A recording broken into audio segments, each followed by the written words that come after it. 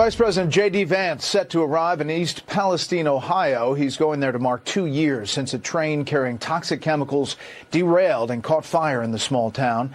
Appearing on Sunday Morning Futures, Vance said the catastrophe especially hits home for him. It matters a lot to me personally because my first month as a United States Senator, you had this terrible train disaster. I'll be going back a couple years later as the Vice President of the United States and really just to check in on how the cleanup is going. The big question that I had as a senator is people would always ask, is the water clean to drink? Is the air clean to breathe? And luckily, we now have a great EPA administrator who I think can answer those questions and fix the problems on the ground. Many residents there feel abandoned by the U.S. government, and what they say is a lack of transparency. What have they done? The building's been blown open. The core's exposed. Look at that glow. That's radiation ionizing the air. And I called somebody was barbecued. I said, oh, Lord Jesus, it's a fight. Then I ran out. I didn't grab no shoes and nothing, Jesus. I waited for my life. And then the smoke got there, and I got burned garbage. Ain't nobody can tell for that.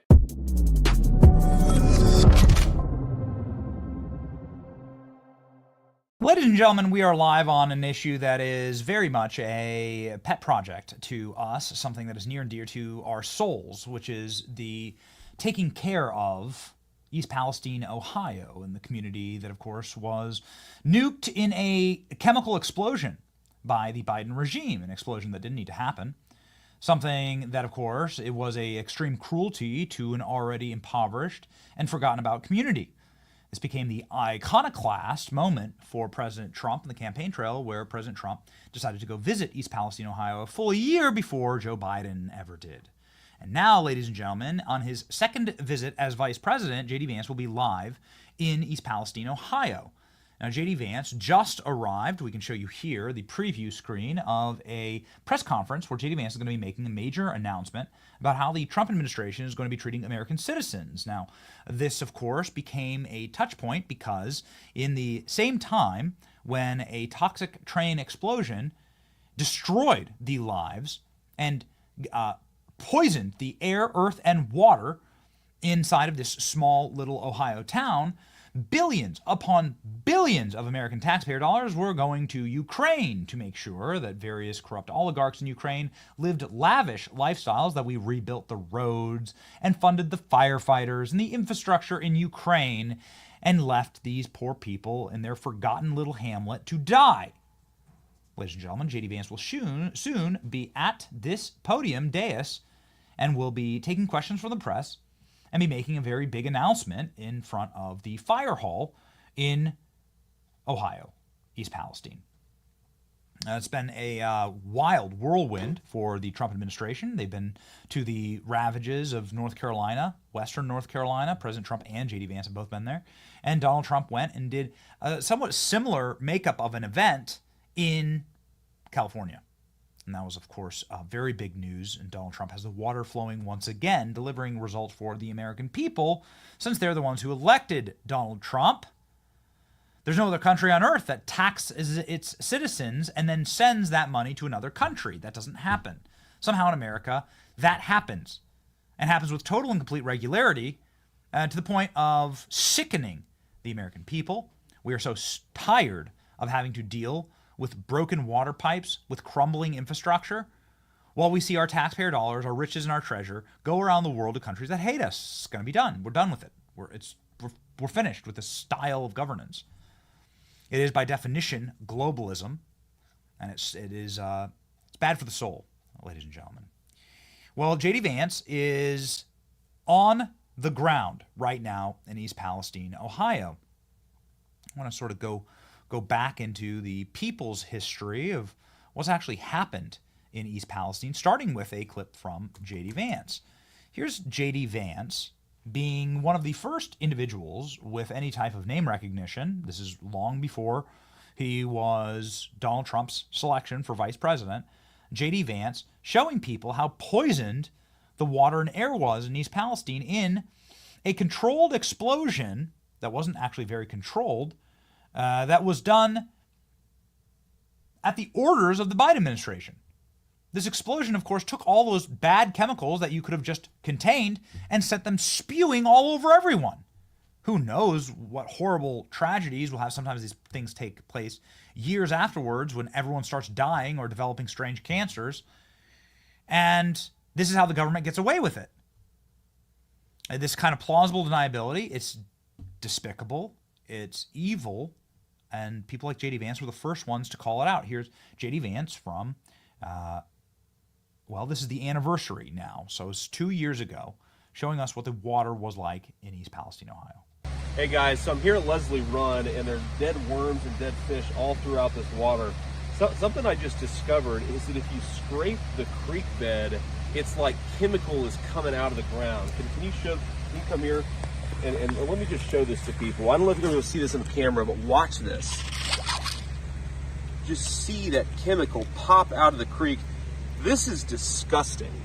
And the fact that we have not cleaned up the train crash, the fact that these chemicals are still seeping in the ground is an insult to the people who live in East Palestine.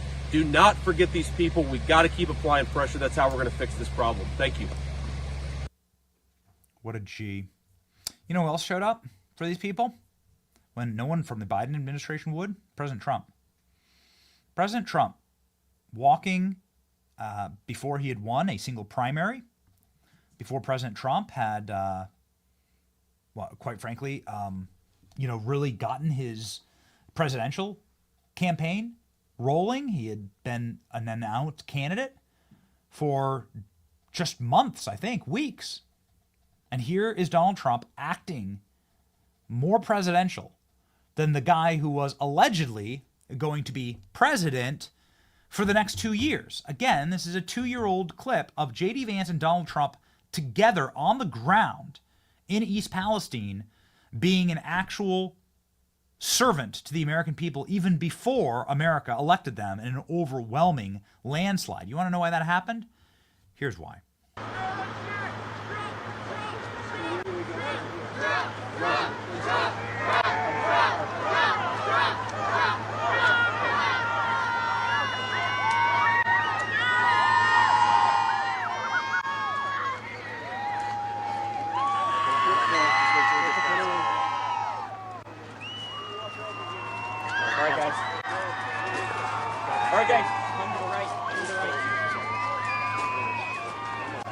Listen to the love.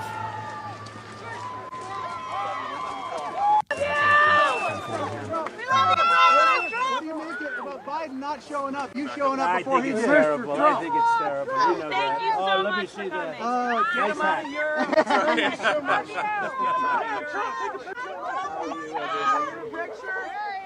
The superpower of Donald Trump is, of course, that he gives people hope. Something that we haven't seen in American life, in certainly my lifetime. When was the last politician that made you think that they even gave a damn about you and wasn't here to just completely hollow out your country and to leave you for dead? This is Donald Trump's superpower. I've been backstage with President Trump at various events.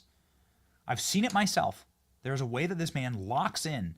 And because of his power and because of his fame and because he is the single most famous man walking the earth today, when Donald Trump looks at you and then just starts asking you questions and being just a total G, just a total decent human being to you, it's just overwhelming. And that's why you see people like sob and cry, and like why you see it's so powerful and profound when the president does these kind of things. And he did it not only in East Palestine, but at the McDonald's in East Palestine as a sign of things to come.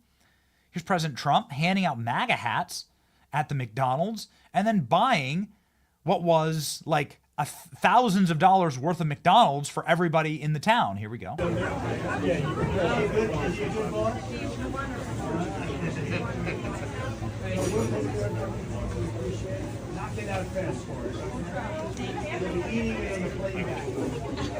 you, everybody. Have a good time. Glad you came down for Thursday here. We're happy you came down here to visit us. Great honor. Appreciate it. It's my great honor, says Donald Trump, and then he takes his MAGA hat and he puts it on the hat of a boy and tells the staff at the McDonald's that he knows the menu better than they do. Here we go. Here, this is for you. I like that one, but this one's even nicer. They're more expensive, I can tell you. This is triple the price of that one, right? Here you go. Thank you. Bob. Come here, Bob. You know what that is? That's the best. That's the best. Oh, look at those boxes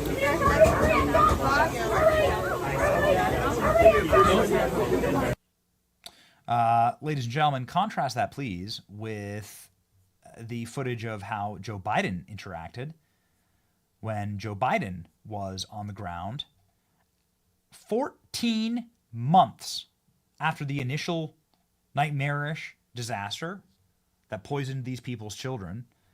Joe Biden showed up and turned his back on them, quite literally. Here we go.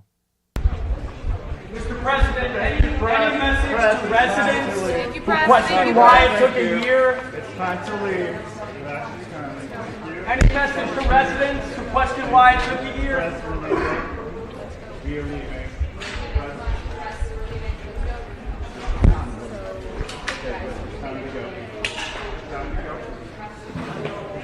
Oh, it's like a bad dream, like an actual fever dream. Here's how Joe Biden was greeted. Of course, the Biden regime decided to wait until it was freezing cold weather and snowy and sleety, and where people couldn't actually stand out and protest. Yet, here they are. Let's go, Brandon! Let's go, Brandon! Let's go, Brandon! Let's go! That's the message. That's the message to Biden right there. Too little, too late. How you guys doing?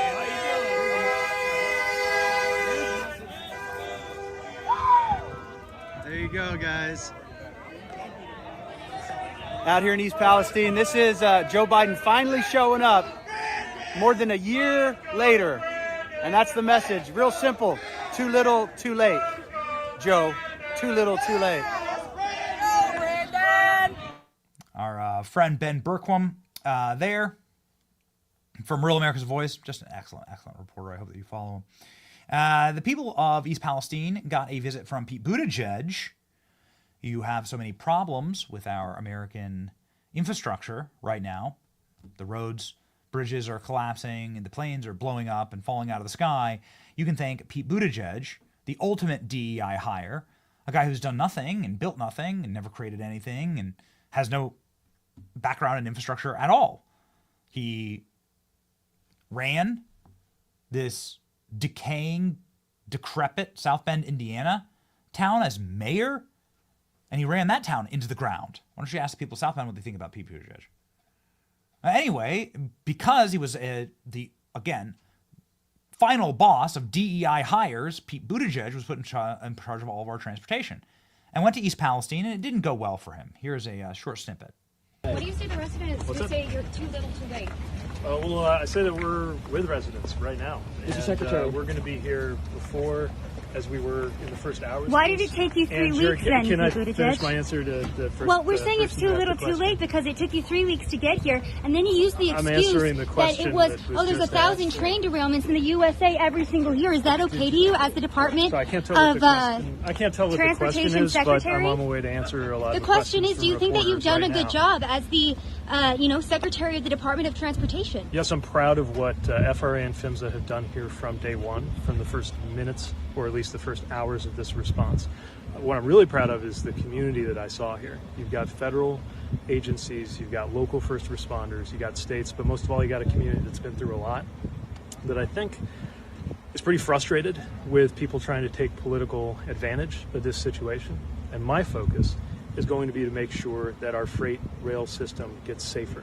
And anybody who wants to take political advantage of this, I'm calling them to the table to find out whether they are for How or are you going against. to fix that, though? Well, I would start by referring you to the whole plan that we put out the other day, and I'll be speaking more about this with very quickly? You can find it all online. Yeah, sure. Work with Congress to raise the fines, the caps on fines. Our own work on things like focused inspections and the two-person crew rule. Another thing that railroad companies don't have to wait on us to require them to do, which is getting better information to local communities. Mr. Secretary, would you still be here? What he misses there, sometimes, man, I really wish I would have. Some of these times I really wish I would have just gone to these. You know, there's moments, right? There's moments. I want to show you this. This is JD, where JD Vance is going to be speaking live in just a moment. Yeah, in East Palestine. Just a preview screen, just to show you. This is we're awaiting JD here, and we're going to cut over, of course, immediately to JD when he begins speaking. But something that Pete Buttigieg sort of misses in that moment is that the federal government is responsible for all of this, right? Like, you get a lot of, like, mealy-mouthed statements about what they're doing. Well, the federal government approved the explosion in East Palestine. It happened on their orders. They said, chemically bomb this community. Do it. So he's responsible. Yet nobody ever took responsibility. They wouldn't even show up. So President Trump will be showing up. President Trump did show up, and J.D. Vance will be there today making what we hear are some very big announcements. The mayor of East Palestine roasting Joe Biden to his face. This is probably why they didn't show up, because they don't really care about these people. They actually don't want their towns to exist. These are towns that voted for Donald Trump. If this was something that happened in, let's say, Philadelphia, in a densely urban area that is required by Democrats to win the state of Pennsylvania, you can believe that they would have been sending in the United Nations and a binding resolution to fix and clean every single pipe and scrub every blade of grass. But it happened to Trump country. And so they ignored it. They said, we want you people to die. We want you to suffer.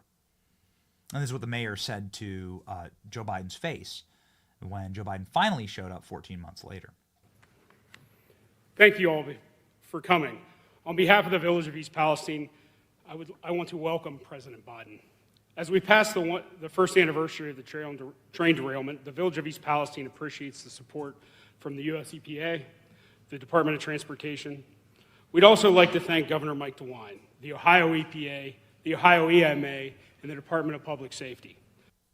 I'd like to thank Joe Biden for marking 1 year from the train derailment, bastard. You know, it's like, it particularly stings if you followed Joe Biden very closely, and we were obligated to do this. Joe Biden's constantly bragging about how much he loves trains, what a big train guy he is, how much he loves real America. I'm the Scranton Scrapper. I'm Lunch Pail Joe. These are the people who I care about. It's all fraudulent. It's all been proven fraudulent again and again and again. And the one guy that actually gets these people is the billionaire from New York with giant golden skyscrapers. Isn't that amazing how that works? Isn't it remarkable how it all works? Ladies and gentlemen, this is something that we cared a lot about. Obviously not to do anything other than help our fellow Americans, and we have a lot more of this in the pipeline that we wish to do. But there was a time when, of course, Americans didn't have President Trump in office for the last 4 years, and they were dependent upon each other. We took it into our own hands. I was so sickened by this. And we went to East Palestine ourselves and just decided to take the 20 homes that were the closest to the blast radius of the train and just go hand those people the revenue that we made for the company that month. And that's what we did. So we just handed out envelopes full of cash to those people because we just felt sorry for them. Here's just a short snippet of the small thing that we were able to do. Thank God for these poor individuals. I wanted to give you $1,000. For what? Who are you? You're not with NS? No, lawyers? Not with anyone. We wanted to come here and give a little money to people to help out and say that we're sorry that this happened to you. We don't need anything from you. We just wanted to say we love you. Thanks. That's yours. No catches or no? We don't want anything. Hey. We just want to say I really that appreciate we're sorry. it. Thank you. Really appreciate it. Thanks a lot.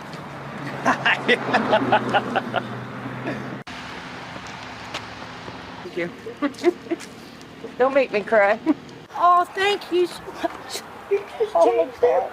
Yes, you did. Thank you.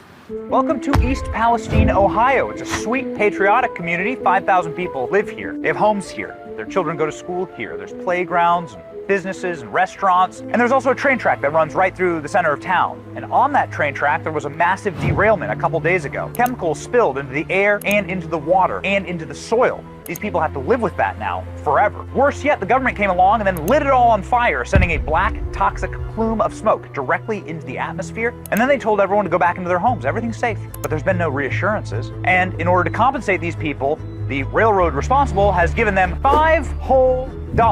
We think that's wrong. And so we're here today. We've identified the 20 homes closest to that toxic burn, and we're going to walk up to those homes and we're going to hand them $1,000. And we're going to say, we're sorry this happened to you. We don't need the government to come in and save us or help us out. We, the American people, can help each other out. That's the way it's supposed to be.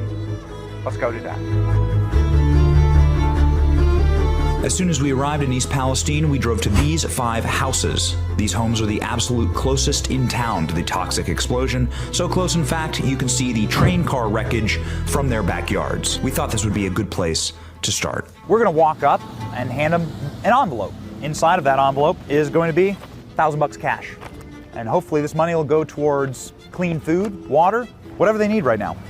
But nobody's helping these people, so we're going to help. We're going to help. And we have 20. We have 20 of these to give out. If you're interested in where we got this money, please stay tuned to the end of the video. We'll tell you where every single dollar came from. As soon as we were done filming this scene, a man named Smiley walked up to our car to talk with us, tell us his story, and show us the train wreckage in his backyard. So this is your house right here? Yeah.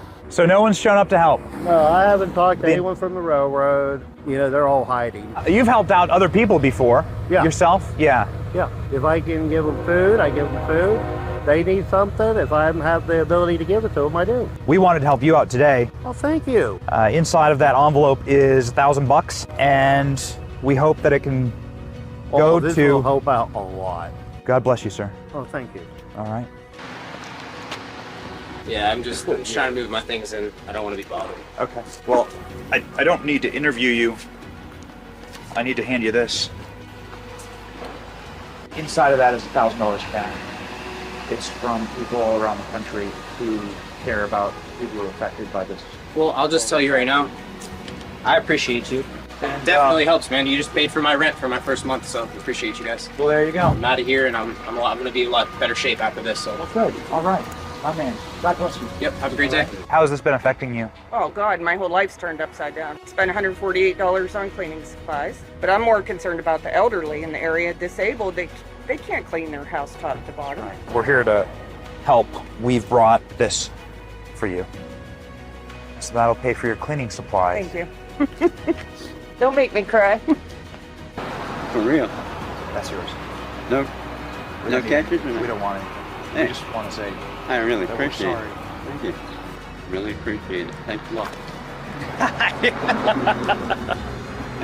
Oh, you do not have to do that. This is why we came here. We appreciate as much as we can get out there. We absolutely appreciate it. Has anybody been out to help, or has anybody offered assistance? Not so much.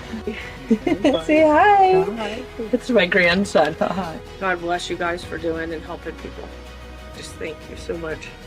Oh my God. I have 2 daughters in here and we struggle so hard. My oldest daughter's been trying to help, but we really appreciate this. Thank you guys so much. I just wanted to give you $1,000.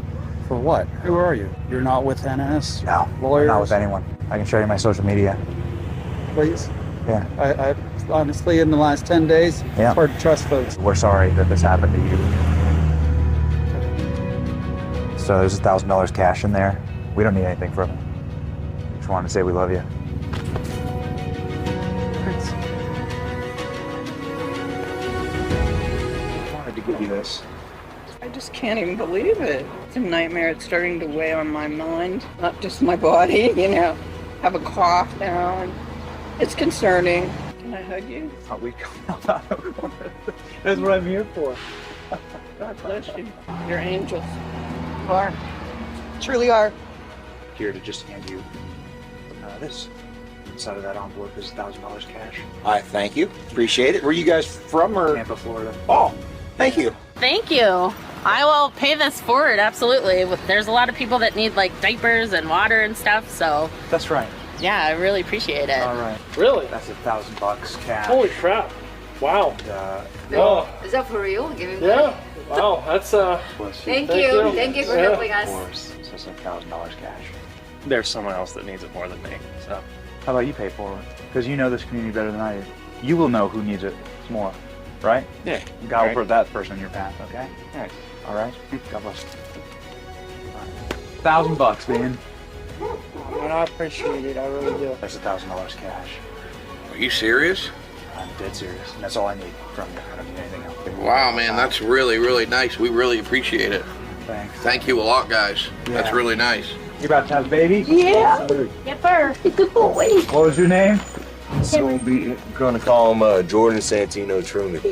Jordan Santino Truman. Yes, sir. Great name, man. Yeah. What's your name? Cameron. Cameron? Yes, sir. Nice to meet you, man. Nice to meet you. All right. I'm trying to struggle with this right now, and it's a pain in the ass. Here's for your son. Thank you so much. Here's for your child. It's good to. I'm a dad myself, so it's good to have a little something extra. Thank you so much. Yeah. Oh, thank you so much. Oh my God. This is good. Hug from you too. Oh my God. We just want to say the country out there so loves you. The power of helping out your. So, ladies and gentlemen, as we await JD Vance, just letting you know that this is something that is why we do the program. It's interesting watching that. It's like 2 years old. It's crazy that's 2 years old. Seems like yesterday. The money that we gave away is simply the money that we get from people who consume our content on social media across our platforms. So we were able to take all the revenue for the company, and I talked with the employees at the company, and we just gave that all away. And I talked with my wife, and so we want to be doing so much more of that in the coming months and years. We are in the process of creating an America First Foundation, is what we're going to call it. We're going to be partnering with some very rich people, but to do philanthropic events and to have a philanthropic capacity on the program to go out into these communities and to do things like that for our fellow Americans. And yeah, our scope of work is going to be America. That's what it's going to be. And so whether people lost their home in a fire or a tornado or some kind of man-made disaster that the government created, we're going to be going and helping them. And we're going to use the profits from this program to do that. And so thank you for watching. You watching and sharing our content as a community, all of us together, it helps us do things like that. It's not possible without you. And so thank you. I mean, just you watching alone is how we are able to do something like that, which honestly, that's how I'd quite frankly like all of this to be remembered by. In the end, like, what are you going to be the most proud of? And that's it. And it's honestly the most rewarding thing that you can do. It's part of saving the country, ladies and gentlemen. JD Vance on the ground in East Palestine was touring moments ago the crash derailment site for the first time as vice president. JD Vance imminently will be walking up to the dais and taking questions from the press, and will be making some major announcements here in East Palestine. Here he is seconds ago with the mayor of East Palestine and some other county commissioners. Yeah, we're getting there much better than before. What is this creek here? So this is just like one of those a little bit back.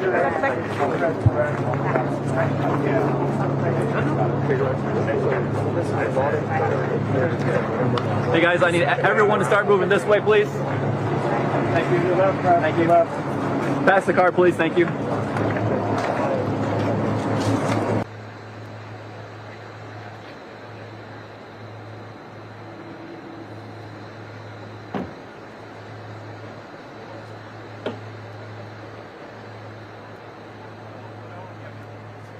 So JD Vance on the ground right now. Here's the live feed. We'll show you sort of what we have here for an actual feed, so that you guys can sort of see.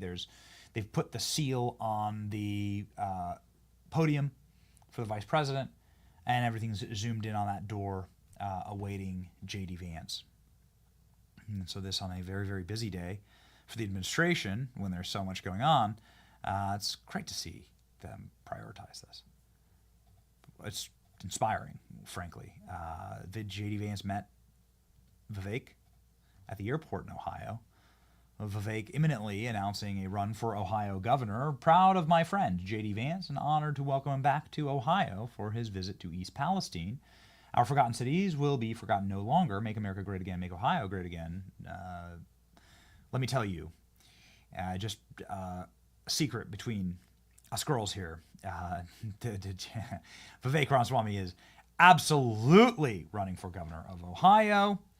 It's effectively all been, like, the cake's been baked on that, and now we're just sort of waiting to make it official.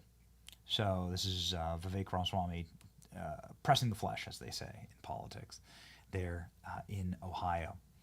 So J.D. Vance, again, doing what he promised to do, which is to make the American people who have been forgotten no longer. And very interesting, and my producer are telling me they're doing audio checks, and so I guess we are moments away. And the reason why we are going live for this is that it is something that is near and dear to our hearts, not just because we went there, and not just because we've been covering this, but because it is an iconoclast for the way that a worldview sees the nation of which they lead. You are wholly and totally disqualified from leadership of a nation if you don't love the people of the nation. This is a prerequisite for leading people. You must love those people. And time again, the Biden administration proved that they didn't love people when the space lasers or whatever the hell happened in Lahaina, Maui, when those little working class villages were torched to embers, and there were dozens of Americans who died there. Biden did nothing. They didn't help those people out at all. Oprah did nothing. The regime did nothing to help them. Another $70 billion to Ukraine, please. That was the response. That's a blue area. I doubt there's even a single Trump supporter in that town. I guess I don't know. But those poor people were trapped by the federal government and had their town burned to embers. I know there were not many Trump supporters in the Palisades in Los Angeles, the Pacific Palisades, that had their entire lives torched to embers. Nothing, no help, no assistance at all from the state or from Biden. Not even concerned. Biden was in California when the wildfires were raging, and he decided to talk about himself and say it was a great day because he had a grandson or something that day. Not the time, jackass. The same thing as the mayor of Los Angeles, who decided to go on a vacation to Africa at the exact same time that Los Angeles was burning to cinders. These people, they just don't care about their country. They don't. It's like, let's get to the actual root of the issue here. The problem is that they despise the people who live here, the Native Americans, the people who were born here, whose families fought and bled and died for this country. They just don't like us. We're inconvenient to them. We're too used to our rights. We're too used to having a functional country. They wish to replace us, and they wish to terrorize us on the way to replacement. And that's what East Palestine is all about. And so why this is so near and dear to our hearts, and why we'll cover this speech live and this press conference live from J.D. Vance, is because it marks a massive sea change in American politics, when American politicians, whether it's with the border war with Mexico that Donald Trump just won, or with Canada, or with Panama, or across the globe with China, like, our American political class is realigned at a neck-snapping pace to actually care about this country first. And East Palestine is a sort of a watermark in all of that, ladies and gentlemen, to indicate to the American public, like, that we won't be forgetting about you, even if you live in an unfashionable little hamlet buried in eastern Ohio, in a hillside of East Palestine. Killer Klein, is this a brand new, is this a video of J.D. Vance that's just gone up? Or is that old one? This is from 2023. That's from 2023? Okay. All right, this is good. Pop that up, please. Just to show you that JD has been one of those guys who isn't just doing this for political expediency. He was probably the first big name politician to be on the ground in East Palestine. Here's JD Vance in 2023. This is before, obviously, a selection to be vice president for Donald Trump. But perhaps the reason why he was selected to be vice president for Donald Trump, because JD Vance was unwavering in his commitment to helping out forgotten Americans. It's recording whenever you're ready. Hey everybody, JD Vance here, and behind me you see this blue building, and if you can see behind that is a beautiful farm. I'm here in East Palestine, and that maybe gives you a sense that everything's just fine and everything's normal. But if you go just a little bit in this direction, you will see a massive mound of toxic dirt covered in white plastic, because right now it's kind of snowing, kind of raining here, so they're trying to prevent those chemicals from seeping back into the ground. But here's the question: why is this toxic mound of dirt still here in the first place?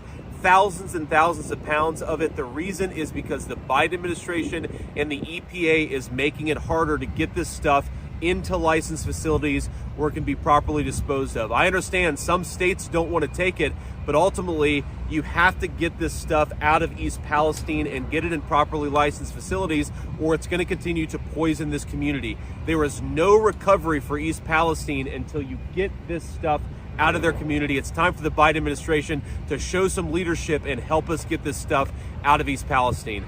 You guys apply the pressure. Don't forget about what's going on here in the community. I certainly won't either. Thank you. That's why it's important. Countdown. You hear the countdown there, Klein? When we're recording social, we do the same thing. 3, 2, 1. Right? All right. So yeah, it's something that the man's actually cared about. That's just completely inspiring to have a U.S. federal government aligned to look inward and help their own people. President Trump actually speaking at the White House right now as well, signing executive orders for a sovereign wealth fund. So we'll be getting you that very soon. This is President Trump inside of the Oval Office signing, again, an executive order to create wealth for this country. In a way, is kind of doing the exact same thing that JD is doing, right? Like explaining that we are going to be a nation that won't be taken advantage of anymore. We're going to look inward to ensure that we protect our citizens first. Boy, we haven't played a cringe Jean Pierre clip in a very, very long time. Dare we do it? Oh, yeah. Must we do it? Okay, all right. Well, ladies and gentlemen, back from the ashes of history, something I never thought I'd have to say ever again. But here is cringe Jean Pierre at the time when Peter Doocy was asking, why hasn't Joe Biden gone to the crash site in East Palestine? Oh, you're going to love the explanation here. It is vintage cringe. Let's go. Okay, just one more. The president said over the long weekend that he hasn't had the occasion to go to East Palestine. I just haven't been able to break. The derailment was on February 3rd. President Biden has not had a break since February 3rd. The president will go to East Palestine. He promised that he would, and he will. You saw him. So he was not on a break when he was in Lake Tahoe? I will say this again. The president is going to go to East Palestine, as he has said that he is committed to do. You saw him just this Saturday visit a rural area, right, that was devastated. Some parts were devastated by Hurricane Idalia, and he was there with the First Lady.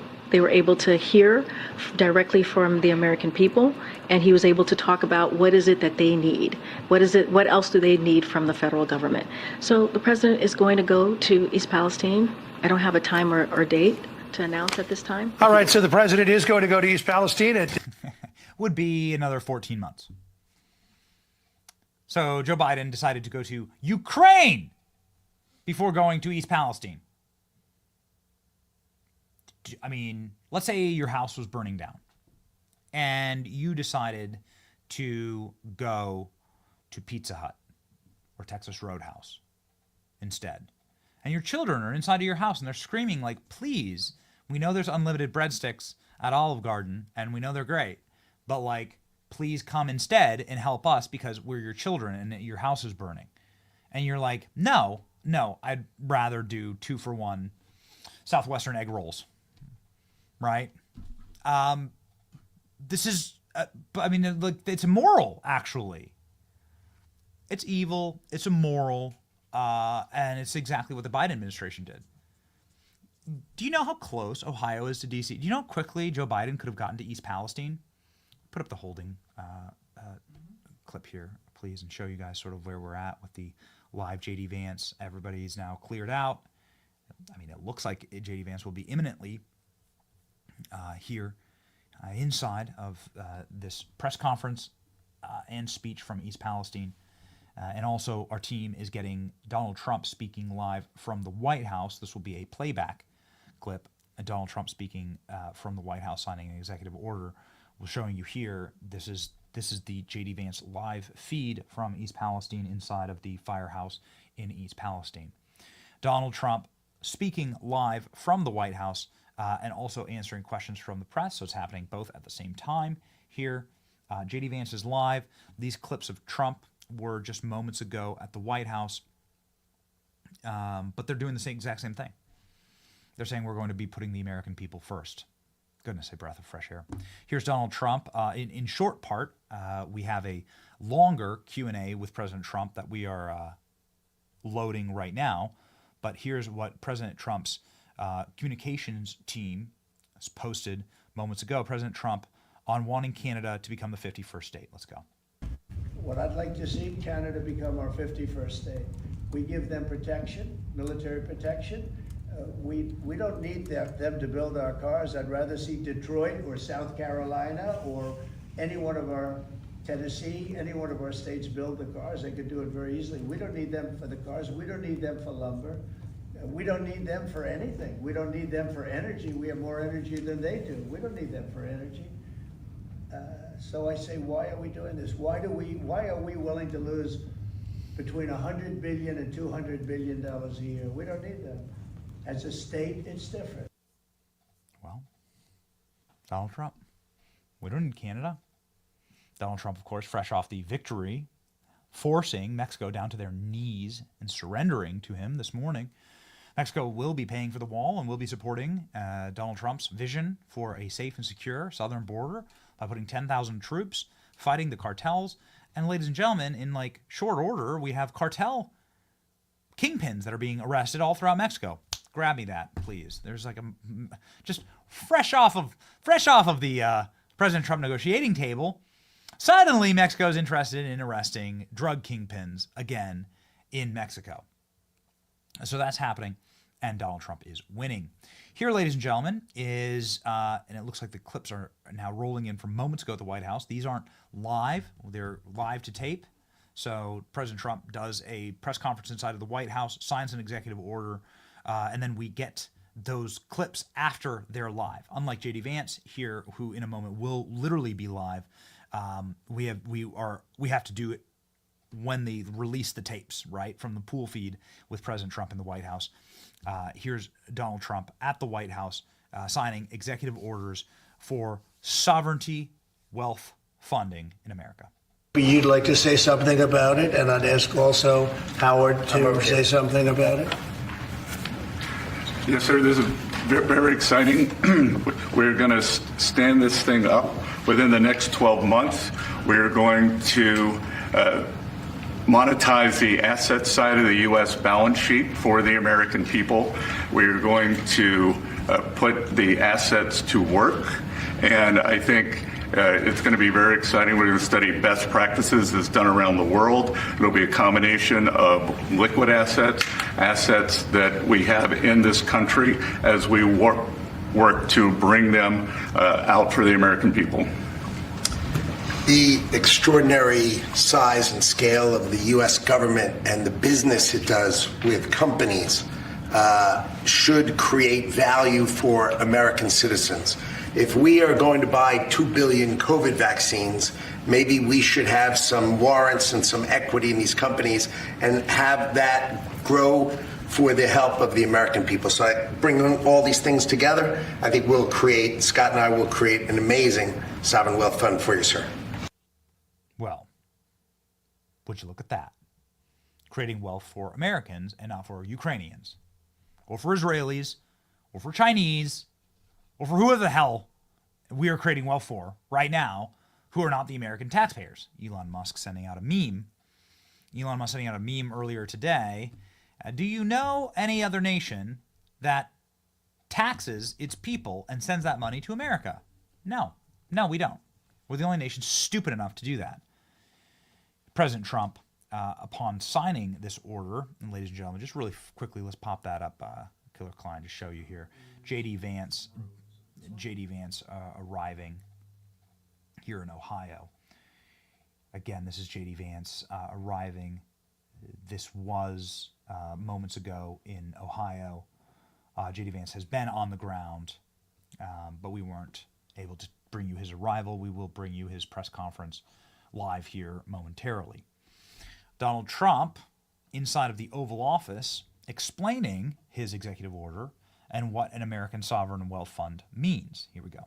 Today we have numerous fronts are being covered. Before we do that, will give me certain proclamations. We'll sign them, and you'll hear a little bit about them. Will, please? Yes, sir.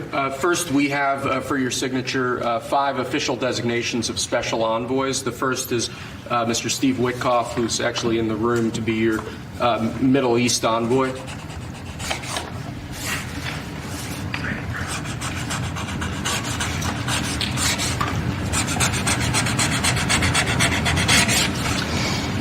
Where is Steve? Steve Witkoff, everybody. He's done a great job in the Middle East. Really great. But we'll see how it all turns out. It's complex, but I think he's going to do very well. Next, we have Mauricio Claver Carone to be your special envoy to Latin America, sir. Okay. Good man.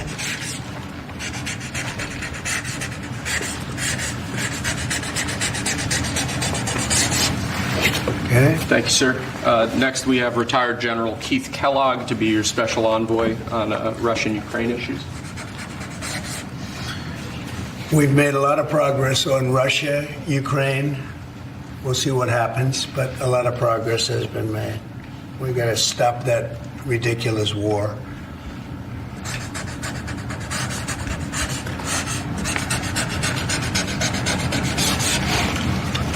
Okay. Thank you, sir. Next, we have designation of Rick Grinnell, to be your envoy for special missions. I sent him to California to turn on the water. We turned it on. It was not easy because we had to go through a lot of environmentalists that are causing a lot of problems. And we have billions of gallons of water. It was on 3 days ago. You probably saw. It should have gotten a lot of press, but it didn't get much. All we're doing is giving Los Angeles and the entire state of California virtually unlimited water, which they could have done 5 years ago, which I told them they should do, but the environmentalists stopped them. And we opened it, and we did it regardless of the state. And now the state seems to be very happy. I spoke with Gavin Newsom, and he's very happy. I almost called him by the other name, didn't I? My little nickname for him. But I think they're all happy. They have a lot of water in California. Too bad we didn't have it about 2 months ago, right? Mr. President, that was, by the way, that was a big move. We have, I don't know if you saw the pictures that were released of the water pouring down from the Pacific Northwest and Canada and lots of other places. And it's a pretty amazing sight. Mr. President, Rick Grinnell had a big Friday trip as well. He had a very big Friday trip. You're right. We'll talk about that. He's a good man, Rick. Lastly, sir, we have a designation of Mark Burnett as your special envoy to the United Kingdom. You know who Mark Burnett is? I figure he should be good. He's certainly done a great job. A friend of mine and very talented guy. We have very talented people working for us. I'll hold that one up because Mark gets so much television. We'll hold it up, right? He'll be thrilled to see it. He's going to do a good job. Thank you, sir. Next, your administration has smashed records for appointing large numbers of highly qualified, capable people at all levels of the federal government. These are 28 sub-cabinet level officials being appointed to a number of different departments and agencies. Some of them are quite important positions like departmental general counsels, but these are people who have been pre-vetted and have received your approval previously. Very good.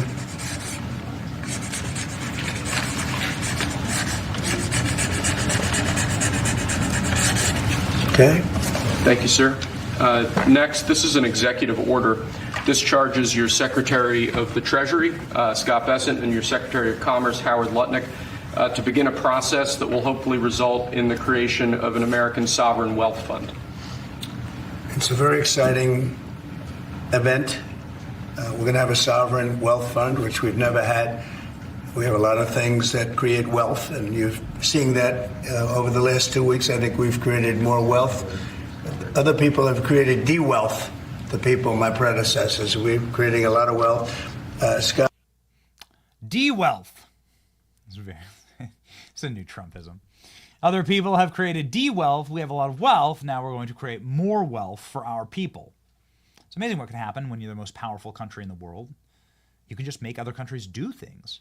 Lesser countries have to grovel at your feet. If you give up the illusion that we're somehow some type of equal, right? Like America isn't actually equal with these third world, impoverished, corrupt, vile nations. We're not equal with them. We're a better, there's a reason why we're the most powerful country in the world. And so it is good actually to extract concessions from these nations, especially if those nations are poisoning our nation, if those nations are torturing and killing our people. And this is, of course, what happens externally and internally, is why the president says when he's sworn in, I will defend against enemies, foreign and domestic, something that is always said by the president. And so enemies domestic would be what happens in East Palestine. Enemies foreign are what happens with Mexico, right? And the cartels. Do we have the cartel leader getting arrested? Make sure, producers, we go and we source that out. It was all over my timeline. So let's do both, right? We can just do things. Here we go from Elon Musk. How many countries tax their citizens and then send that money to the United States? That's a very great question here, ladies and gentlemen. So here we go. President Trump was saying at the White House that maybe it's time to do a European tariff to get the Europeans back on board and cooperating with the America that defends them and keeps them constantly from falling into the grips of larger, more powerful nations around the world, like Russia, China. Europe is, of course, a place that lives lavishly off of the American dollar.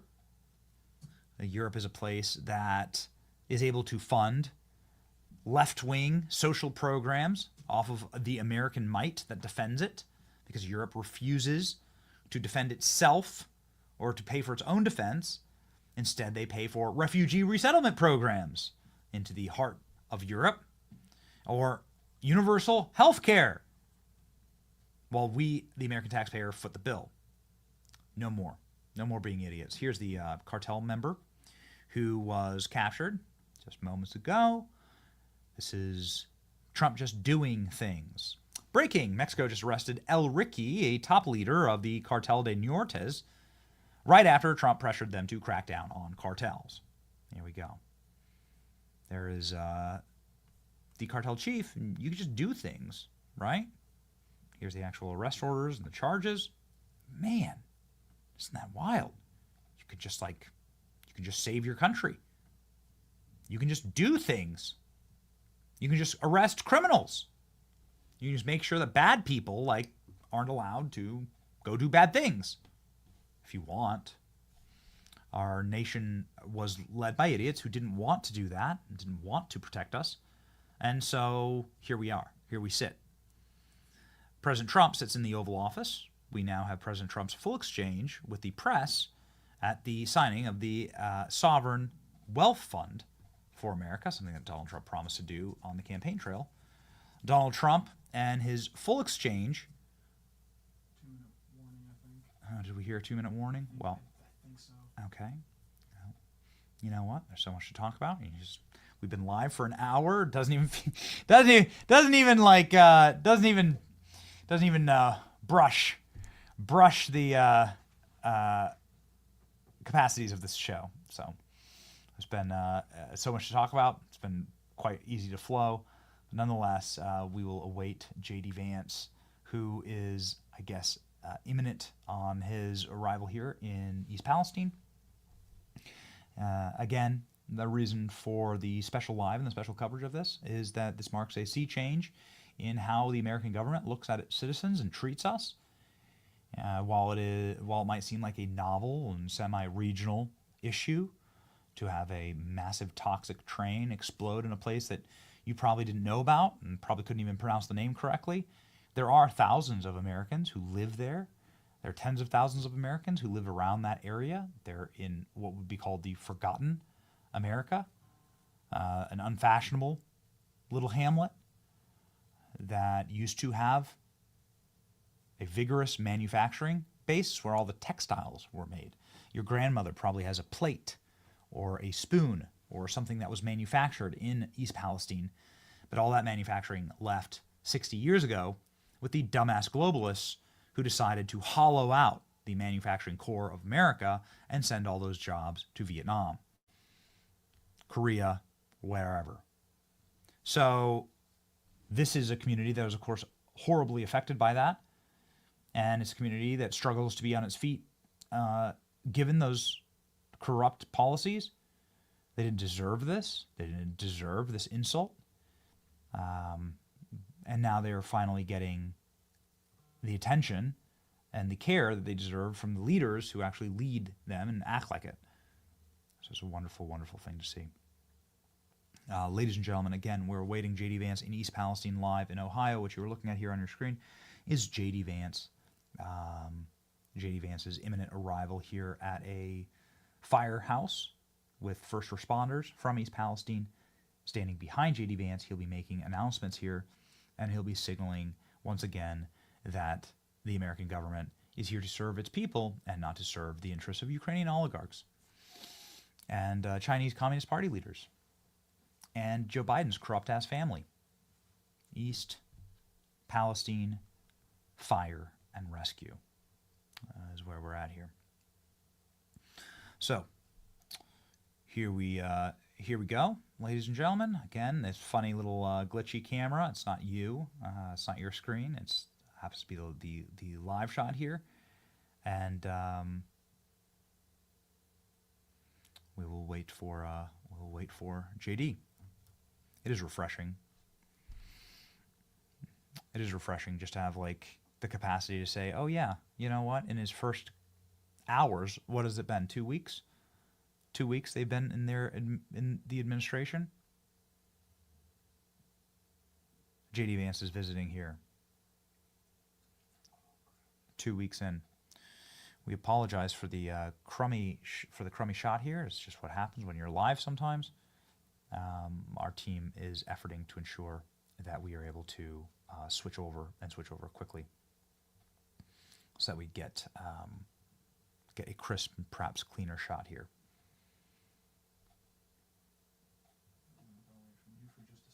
Mm-hmm. Yep. Mm-hmm. Yep. There we go. All right. It looks like J.D. Vance is arriving here. You can see the governor of Ohio, Mike DeWine, there, soon to be replaced by Vivek Ramaswamy. Governor of Ohio just taking, and the mayor of East Palestine taking their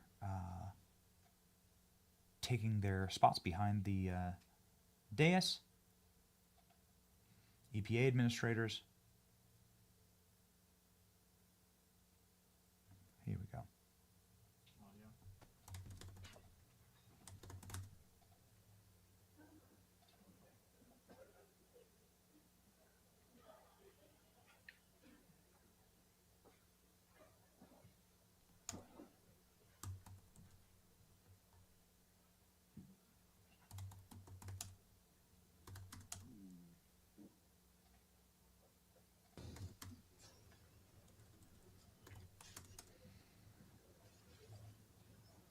You can just do things.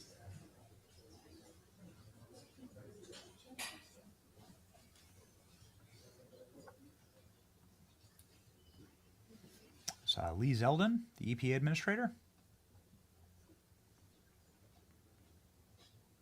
righting the wrongs of the previous administration.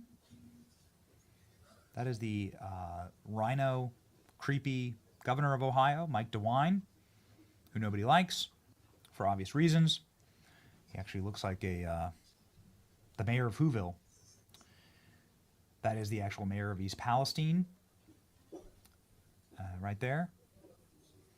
A good man who's done the best that he can inside of a very tough, very tough hand that he's been dealt.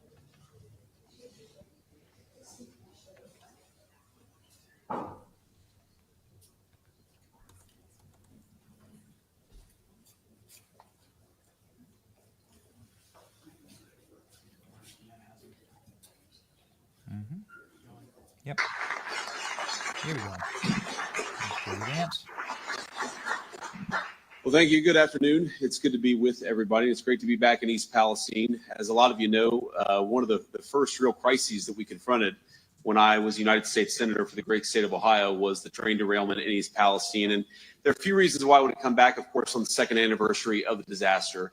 I think the first is just a signal to the people here in East Palestine that we, as a lot of you know, one of the first real crises that we confronted when I was United States Senator for the great state of Ohio was the train derailment in East Palestine. And there are a few reasons why I want to come back, of course, on the second anniversary of the disaster. I think the first is just a signal to the people here in East Palestine that we will not forget you.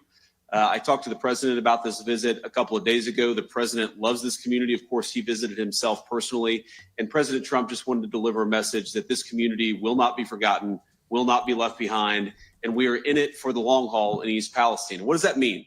Well, one thing it means is that, of course, the environmental cleanup has to get done. It's a tragedy and a shame that it wasn't done during the last administration, but I guarantee we're going to finish the cleanup during this administration under the great leadership of Lee Zeldin, our new EP administrator who stands behind me.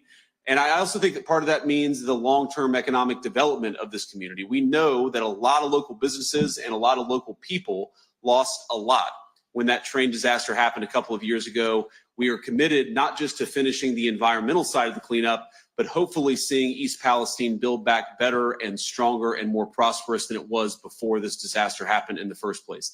That's not going to happen overnight, of course. I'm a realist about this, but I just want the people to know here that President Trump, me, and the entire administration are committed to ensuring that the people of East Palestine, that their community, their government does right by them, and we'll keep on working at it in the months and the years to come. So before I take a few questions from the press, I want to invite first our new EP administrator and then Governor DeWine to come up and say a couple words. Lee.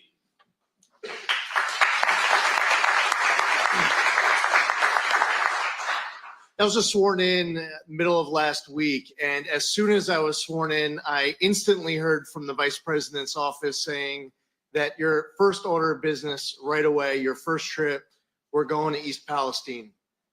As someone who was watching this disaster strike 2 years ago, from somebody who was watching from out of state, I saw then Senator Vance go to the site and lead, to be a voice for people looking for leadership from all levels of government.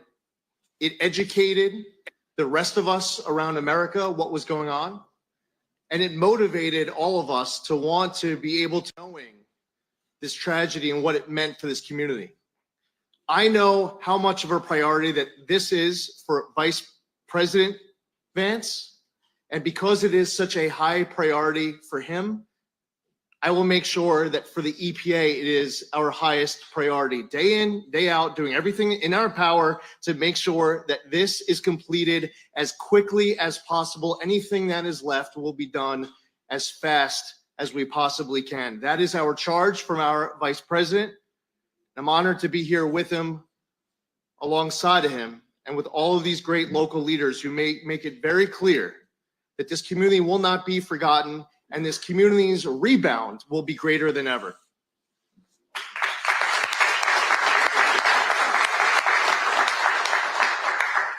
Well, Mr. Vice President, thank you for coming back. As the Vice President said, one of the first major crises he dealt with was this one. And he was here and he's been here a number of times, and we're grateful that he is back. Mr. Administrator, thank you very, very much. We look forward to working with you. had an opportunity to talk with the administrator a few moments ago, and many things that we're going to be working with very, very closely. We had the opportunity to listen to a number of the leaders in the community a moment ago. And one thing I've noticed about the Vice President is he's a very, very good listener.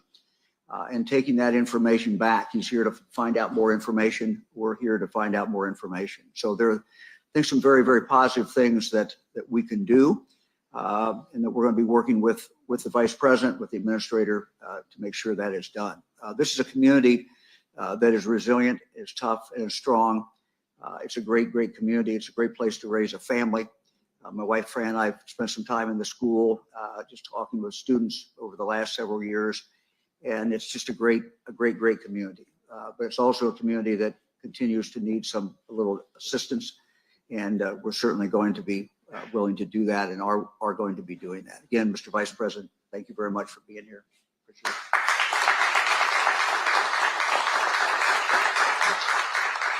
So before I take some questions, I just want to echo something the governor said and something the new administrator said, which is you've got great local officials here in East Palestine, Ohio, and in Columbian County. I particularly want to thank Mayor Conway for your leadership, of course, during the terrible disaster, but of course in the couple of years since. And I think that this community will build back stronger. And part of that is because of the leadership of Trent standing behind me. Of course, the great firefighters. I'm honored to have you guys joining us. I know that a lot of you took it upon yourselves to make sure this community thrived and survived in the wake of that disaster. We're thrilled to have you here, and we're honored by your presence.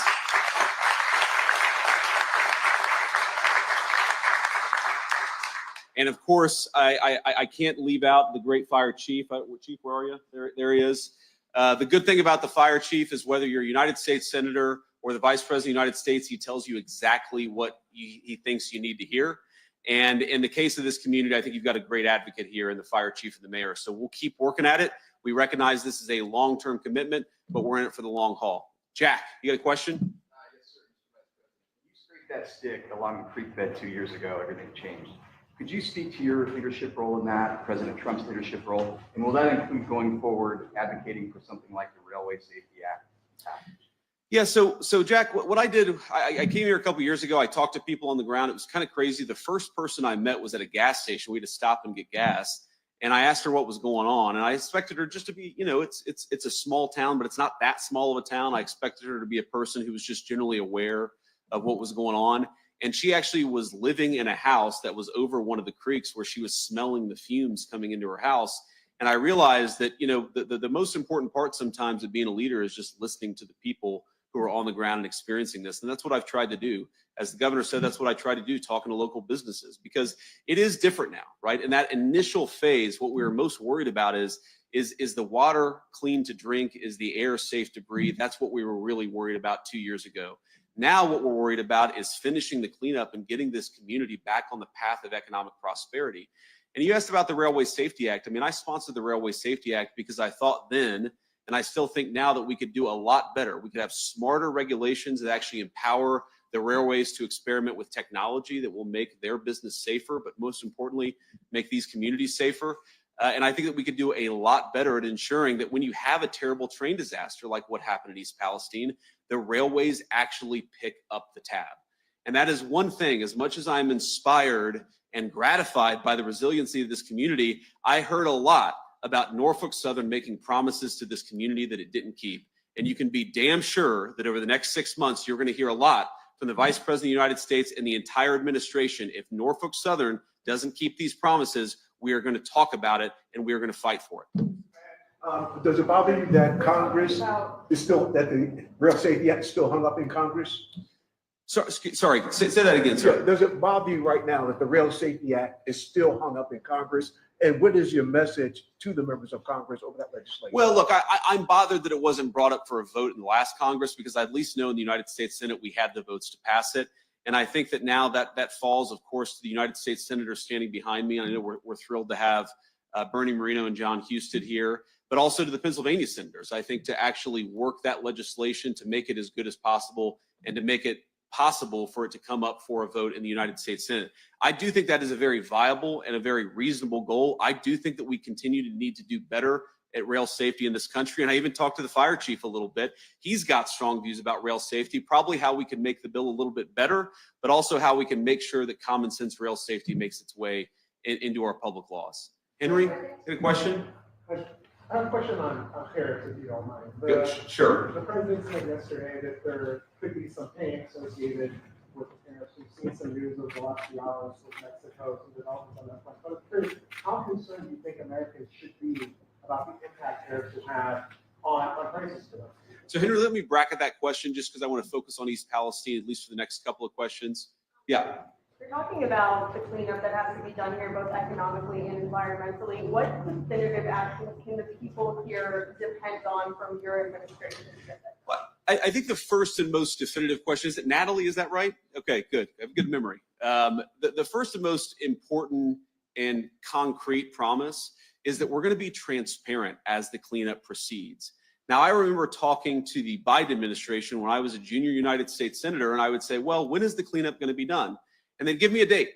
And then I'd call a couple of weeks after that date, and I'd say, well, is the cleanup done? And they'd say, no, it's going to take another few months. And so I'd call a few months later. Is the cleanup done? We're going to be honest and open with the people of East Palestine about this cleanup as it proceeds apace. I'm not saying everything's going to go perfect because it never does, but we will always be honest and transparent with the people here. I think the second thing that we need to do, and we certainly commit to doing, is when you talk to people here on the ground, they know that this disaster left a mark on this community. They know also that to rebuild, you're going to have a government that's in it for the long haul, that's doing the long-term well testing, the long-term water testing, the long-term air testing, the long-term health testing. And that's something that we're going to fight to make sure that we do over the next few years of this administration, because again, to rebuild this community, and I think it's a beautiful place. It's got great workers. It's got incredible natural landscape. It's got great people, but people have to be confident that they can invest in a business here, that they can build a business here, that they can raise a family here. That's going to take the long-term commitment, I think, of the Environmental Protection Agency, but of the whole administration. And that's certainly something that people here should expect, and they'll have. Sure. In speaking with residents here over the past 2 years, one of the things that they tell us, the New Nation, is that they want a federal disaster declaration so that federal funds can come in so that they can get Medicare and they can get long-term health monitoring. I know the previous governor, the governor has asked for this. When I spoke with you last year, you asked President Biden to sign this. Will the Trump administration declare a disaster here so people can get these resources that they need? Yeah, so the long-term health monitoring, by the way, is something that we're very focused on, and I'm personally very focused on. It's something my Senate office worked a great deal on, and frankly was very disappointed that the Biden administration wasn't willing to meet us halfway there. We're going to do a lot there, and I think there's a lot that could be done. On the disaster declaration, it's an interesting question because a disaster declaration may have been very helpful 18 months ago. I don't know that it's still helpful today. And so what I'm going to do is I'm going to ask the governor behind me. I'm going to talk to Lee about this, and I'm going to say, is a disaster declaration still helpful? Because if the answer is yes, then I'm going to take that message back to Washington. But the answer may well be no, right? Because we're not in the same phase of this thing now that we were 2 years ago. Thank God for that. We're going to do right by the community. That answer may not be the same as it was 18 months ago, but we're still going to work at it. Yeah. In talking to locals as we have the last 2 years, many of them say that they're now worse off than they were before. Yes. They're closing their businesses, selling their businesses. What can you tell them now in this forum that they're going to hear at some point in the next 24 hours that leaves them thinking this is not just more lip service that they have heard for the last 2 years?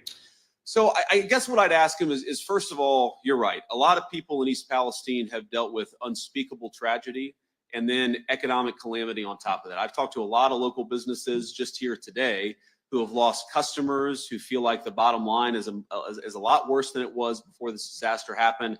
And that's local retailers, that's oil and gas businesses. But I guess what I'd ask them is, don't give up on this community, because we're not going to give up on this community. And it's not always going to be easy, and I'm not going to be able to take away the 2 years of economic pain that have been caused by this train disaster. But you do now have a government that cares about you, that's going to work on these problems and isn't going to snap its fingers and fix everything, because that's not how any of this works, but is going to fight every single day to make sure you get the infrastructure, the redevelopment aid, and certainly the health and environmental aid that you need to get back on your feet. I really do believe that if we work this the right way, that the federal government, the state government, the EPA administrator, and the people on the ground are willing to work for this community, then we're going to do better by East Palestine than we have over the last couple of years. That's certainly my commitment to this community. Okay, John. We talked rail safety probably more than anything over the last 2 years. When you introduced it, you spoke for yourself, you spoke for the constituents of Ohio. You now speak for the administration. Sure. Does the administration stand behind the Rail Safety Act as you introduced it? Well, John, the president endorsed the Rail Safety Act, of course, when it came out. And so certainly I think that we can say with confidence the president shares my view that we need some common sense rail safety. And yes, that is something that we're going to work on over the next couple of years. It's something that I think that we have a much better shot at, frankly, with Republicans in charge. Remember, we had the legislation. It was bipartisan. We had it in a place where it would have passed the United States Senate. Chuck Schumer just refused to bring it up to the floor for a vote. And so, yeah, I think things are a little bit different this time, and we're going to make sure we get this right. Now, Henry asked me a question about tariffs. Let me say this, Henry. So I think for a couple of, look, not just a couple of years, for 40 years, with one very obvious exception, I think that we have had successive administrations who have not recognized that America's economic power is not just a source of prosperity, but is also something that we should be willing to put to use to make the American people safer and healthier. And unfortunately, we have had, especially at our southern border, a southern neighbor, and I think an important ally if they want to be, who has not taken their basic responsibility seriously about securing their own border and doing basic law enforcement within their own country. Now, what's happened? What's happened is that even in communities like East Palestine, you have seen a massive explosion in the amount of deadly poisonous fentanyl that exists in this country. We've seen the toll in orphan children, in families who have lost loved ones, in over 100,000 lives per year, most of which have come, 100,000 lives per year lost to drug overdose, most of which have come from the fentanyl problem. Mexico has got to do a better job, and President Trump's message is very simple. We are done being taken advantage of. Now, actually, I was in the air. I talked to the president very briefly about this. He spoke with the president of Mexico this morning, and the president of Mexico committed to putting 10,000 additional Mexican troops on that southern border, our southern border, of course, the Mexicans' northern border, to take law enforcement more seriously, to go after those Mexican drug cartels a little bit more aggressively. So for literally 3 days, I heard the far left in this country say that these tariffs would make Americans' lives worse off. And what actually happened is the Mexican government was so afraid of the tariffs that they actually are taking their border enforcement and their anti-cartel activity more seriously. That is not a pathway to making Americans worse off. That's a pathway to making Americans better off. Now, the president has also been very clear that we have to rebalance our trade relationship in this country. Every single country, if you look, even our northern neighbors, Canada, do Americans realize that the Canadians charge massive, massive tariffs on our products that go into the country of Canada, including on our great agricultural products that people right here in the state of Ohio depend on? Well, if the Canadians are going to use their economic power to penalize Americans, I think it's totally reasonable for the American president to say, we're done being taken advantage of. We, of course, want to have a great relationship with Canada, but that goes both directions. And that's all his conduct and his activity of the last few days was about. We're done being taken advantage of in this country. We have got to rebalance the trade relationship between ourselves and our allies, ourselves and our adversaries. President Trump is committed to that, and tariffs is one tool that he's going to use to accomplish it. Listening, talking to folks today and over the last few years, the biggest thing they heard is they don't want this to happen in another community. What are some of those action items you heard talking to the folks during your visit today? You can take back to DC, kind of, all right, let's hit the ground running on these things. Yeah, so it's interesting. Most of what I heard today was actually concerns about economic development. Okay, but of course, I've been to East Palestine. This is my, I think, 5th or 6th visit. I've heard a lot about the concerns related to rail safety. And I think there are a few very basic common sense things that can be done. And look, some of this the railways are already doing, but some of this I truly believe is going to have to happen through things like the Railway Safety Act. Number one, you've got to inspect these cars more before they go off. You've got to better use technology to monitor when a train is about to have a catastrophic failure. These are all things that were sort of built into the infrastructure of the Railway Safety Act, and it's something we're going to keep on working on. Look, this can't happen again. as much as I believe in East Palestine, and I really do believe in this community and its people, what they're rebuilding through shouldn't have happened. It's not their fault. And if we can take any learning from this, it's hopefully not to force another community to go through it again. Still want more assurance. So to Lee Zeldin, one of the things that was done, the question that's still raised is why the initial burn was allowed to happen from the EPA standpoint in the first place. And then when that plume went across into Pennsylvania and other states, a lot of testing wasn't done there. Back to what you were just talking about, the tariffs. So much money was spent on foreign countries, on allowing illegals into our southern border. A lot of this community feels like they've been abandoned, and it's been addressed already. But what is going to be done tangibly that you can see going forward that may address some of those? Will there be more testing done on areas that haven't been tested yet? More funding or holding Norfolk Southern accountable? More than the $70,000 they've offered per person. Yeah, so a couple of quick things on that, and I'll take one more question, then we'll have to hit the road. So if you go back to the original promises that Norfolk Southern made, right? One, there was a big settlement for all the people who were personally injured from the disaster. I'm not talking about the environmental problems. I'm talking about those who were directly injured, like some of the chief's firefighters who sacrificed and need to be compensated for it. It turns out that a lot of those compensation promises have not been met, even though they've been built into court orders. That is unacceptable. We're going to talk to Norfolk Southern about it. Another Norfolk Southern promise is we talked about building a training facility in East Palestine that would train firefighters from Pennsylvania, West Virginia, and Ohio. But also, and the governor made this point to me privately, unfortunately, the firefighters behind me know more about how to deal with a railway disaster than almost any firefighting corps in the entire country. Let's turn that into knowledge that we can spread across this tri-state area and actually make better firefighters, or at least more well-trained firefighters, out of that process. Well, Norfolk Southern promised they were going to provide the money to build that training facility, and every single person to a man has told me that money has not come. Well, that's unacceptable too. So I think that a lot of this comes down to making sure the promises of Norfolk Southern actually turn from promises into reality, and that's something we're going to work on and certainly take back to Washington.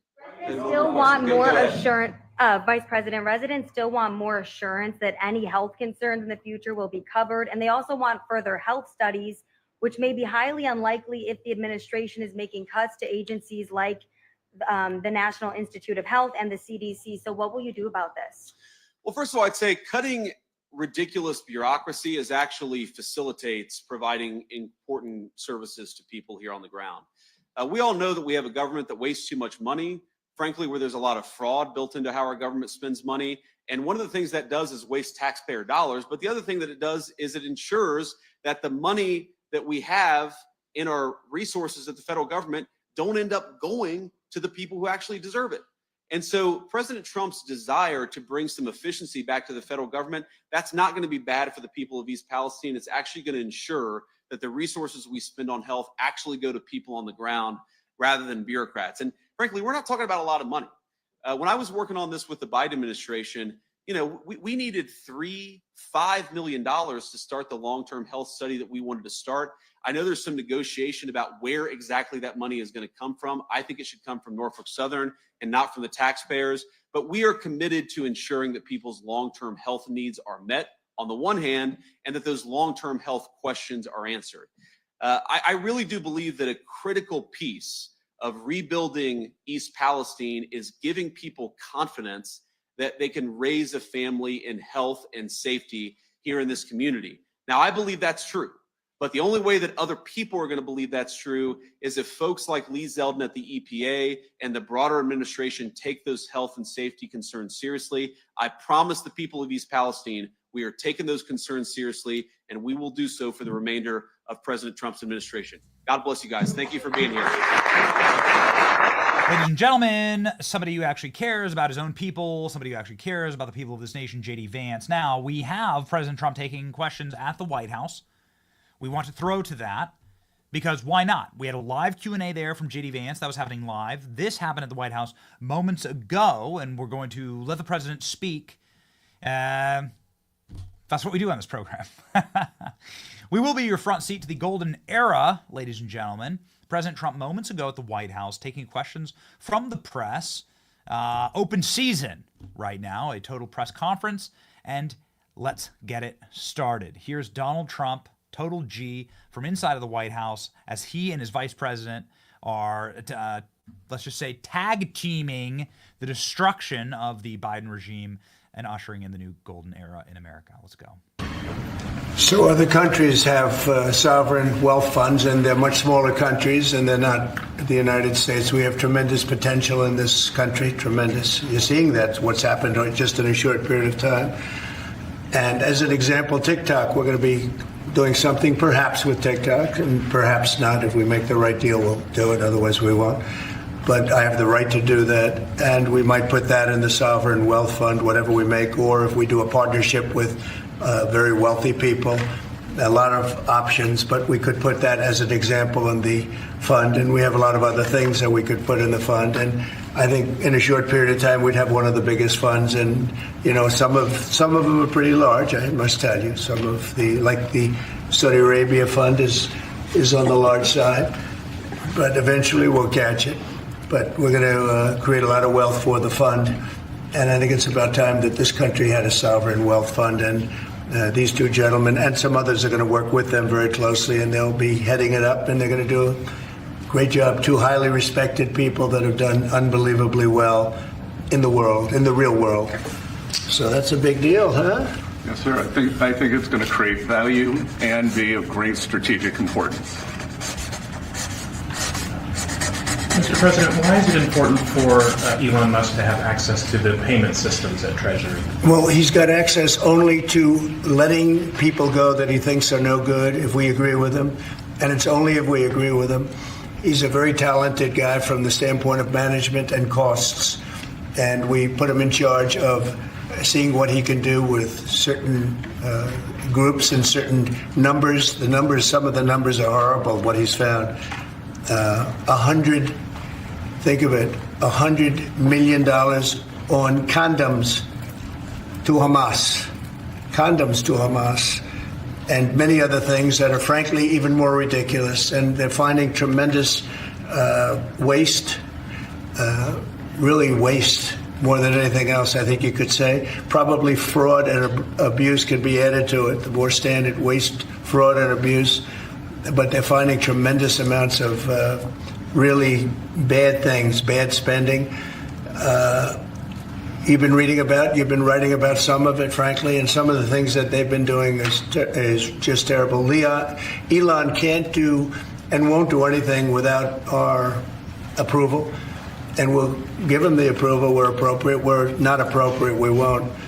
But he reports in, and it's something that he feels very strongly about, and I'm impressed because he's running, obviously, a big company. It has nothing to do with, there's a conflict that we won't let him get near it, but he does have a good natural instinct. He's got a team of very talented people. We're trying to shrink government, and he can probably shrink it as well as anybody else, if not better. Where we think there's a conflict or there's a problem, we won't let him go near it. But he has some very good ideas, and we have a lot of very other talented people also. We're bringing in the most talented people in the world. By the way, we just unrelated, but we have two of the most talented people in the world, the legendary Rupert Murdoch and Larry Ellison. So they are two legends in business, publishing, and probably every other. Rupert is Larry pretty much in a class by himself, right? I mean, although you may have a couple of bucks more, I don't know, but Rupert is in a class by himself. He's an amazing guy, and Larry is Larry. Larry's one of the most serious players anywhere in the world. So it's an honor to have you. This has nothing to do with you people, but they're here, and I thought it would be appropriate. I'm sure you didn't recognize them. If you're all going crazy, they say, "What are they doing here?"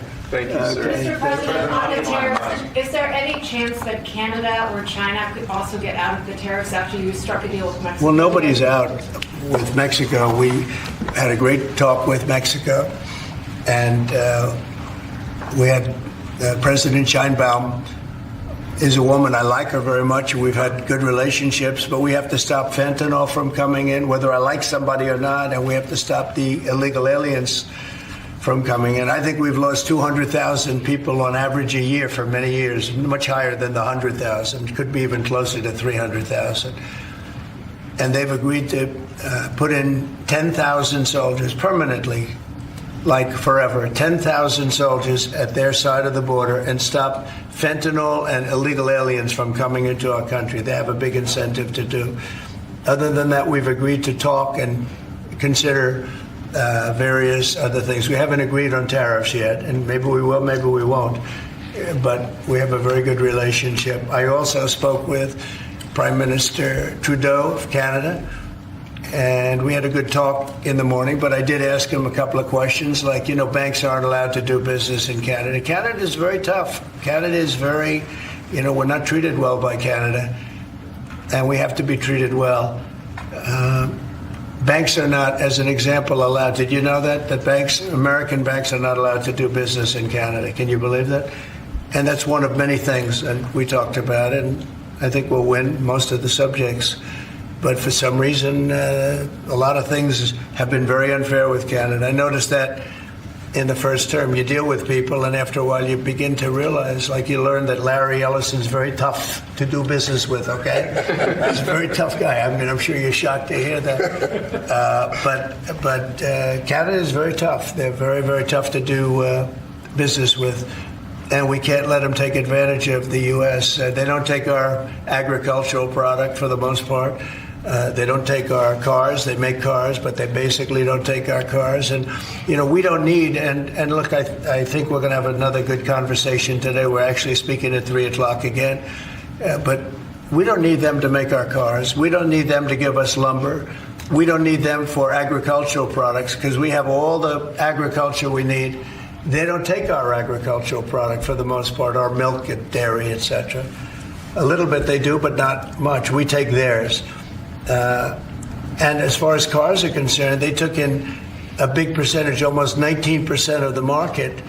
And, I wouldn't mind making our cars in the United States. So we have a problem there. I'd like to make our cars in the U.S. We don't need Canada to make our cars. With that being said, we're going to have another call at 3 o'clock. We had a call this morning. It was a pretty good call, I'd say. So the call with Mexico went very well in the sense that they're very strong now on the border. They're going to put soldiers there. So, actually, they're best military soldiers, and they're going to be at the border, 10,000. That's a lot of soldiers. And they want to protect it also. They don't want people running through Mexico, coming through Mexico to come into our country. So they're going to do that.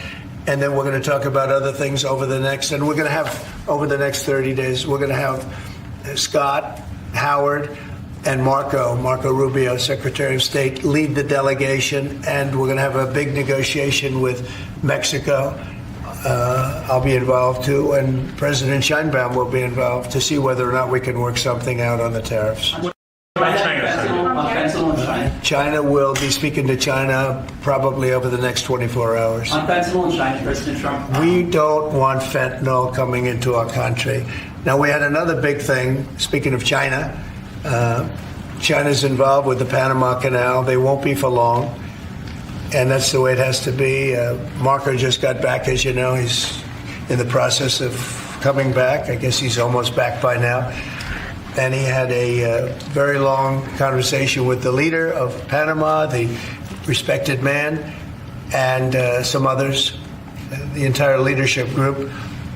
And we're trying to work a deal with the Panama Canal. The Panama Canal was given foolishly years ago it shouldn't have been happened, years ago to Panama, like Jimmy Carter and the group.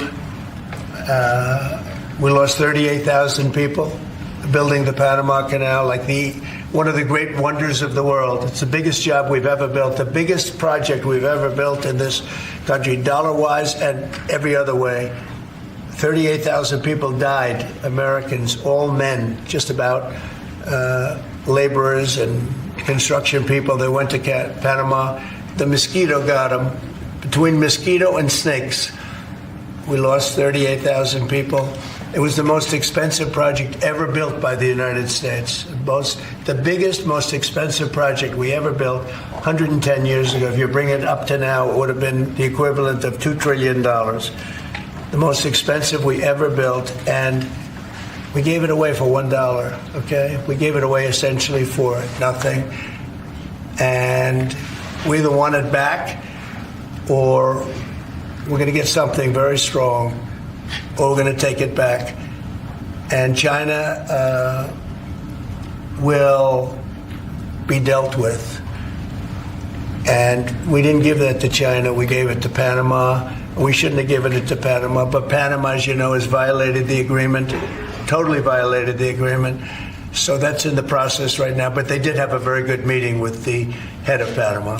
In addition to tariffs on China, could you say your current thinking about whether China should be forced to pay reparations both for fentanyl deaths and the million COVID No, I deaths? haven't talked about that, but they do have tariffs. Honestly, nobody, the amount of money that was lost and most importantly, the lives lost because of COVID is not something that anybody could ever even imagine.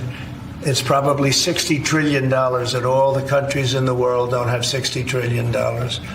The amount of death and the amount of destruction and the amount of money lost is probably $60 trillion. I had it figured by people about 3 months ago. It figured it out. Nobody knows what the real number is, but it's almost an infinite number. The damage done, but I have not discussed that. What I have discussed is we'll have some good meetings with China. We have meetings planned, and we'll see what happens. But that was just an opening salvo. If we can't make a deal with China, then the tariffs will be very, very substantial. Okay, I'm going to sign this one. Sir, this is, you've obviously made making America healthy again a key priority of this administration. A key component of that is obviously heart health. This is a ceremonial proclamation declaring the month of February to be National Heart Month. Okay. I hear we're doing very well with nominations. We'll see, but it looks like we're doing very well with nominations. Mr. President, have you been involved with calling senators who had some concerns about Tulsi Gabbard or Yes. RFK? Yeah, I've gotten great response. They want to do what's right, and we've had a good response. I think we'll do well. We have great people like this.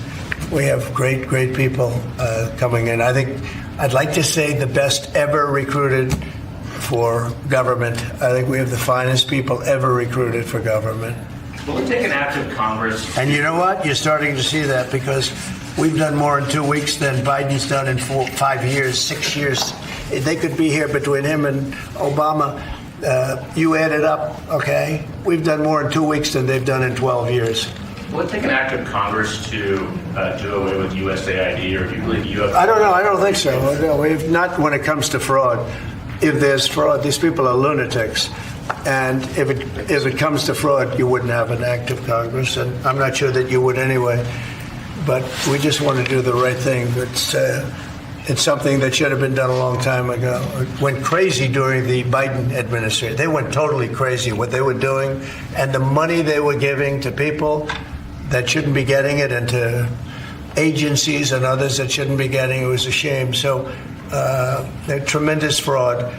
But we'll be doing a report. We'll be giving you that report at the appropriate time. You know, in the first term, though, USAID was something that you liked in some respects. I love the concept of it. That's the program. Sure. I love the concept, but they turn out to be radical left lunatics. And the concept of it is good, but it's all about the people. Mr. President, you said you also want to impose tariffs on the EU. What kind of tariffs are you thinking about? Well, we have massive deficits with the European Union, massive, like $350 billion, if you can believe it. They don't take our farm product. They don't take our cars. They don't take almost anything, but we take their cars. We have millions of cars coming in, BMW and Mercedes-Benz and Volkswagen and just so many different cars, and we don't do anything about that. And we don't charge them tariffs. They make it impossible to sell cars in the European Union. They make it very difficult, agricultural product. They actually don't take it. And they have a lot of excuses. Some of them are the pesticides and the different chemicals used. And Bobby Kennedy actually is looking at that very, very seriously, because maybe it's not necessary to use all of that. You know, we want to be the healthiest country, and we're not. We spend more money on food than anybody else in terms of its creation, but we're not the healthiest country. So maybe there is something to the fact that we shouldn't be using so much chemical, and maybe that'll stop. But Bobby Kennedy is the one, because he is not a believer in all of the things we have done, and neither are the Europeans. So we'll see what happens. But they use it as an excuse not to buy our product. And I asked a couple of the leaders, I don't want to use names, but how many Chevrolets or Fords do you see in the middle of Munich? And the answer is none, because they don't take any cars. They don't take anything. So the European has abused the United States for years, and they can't do that. And they want to make a deal. Let me tell you, in all cases, they all want to make deals. There's nobody that doesn't want to make deals. They've been abusers, and they want to make deals. So we'll see about that. But we'll have, I think, some very fair. All we want is a fair deal. And, you know, there's a word, reciprocal. I'd go right now, reciprocal tariffs on everybody. Because many of the countries that you feel so horrible about, the way they're being treated by Trump, you're saying, oh, President Trump is so terrible to them. Well, they charge us tariffs. European Union has a VAT tax, which is through the roof, okay? It's a similar thing, similar to a tariff. It's a VAT.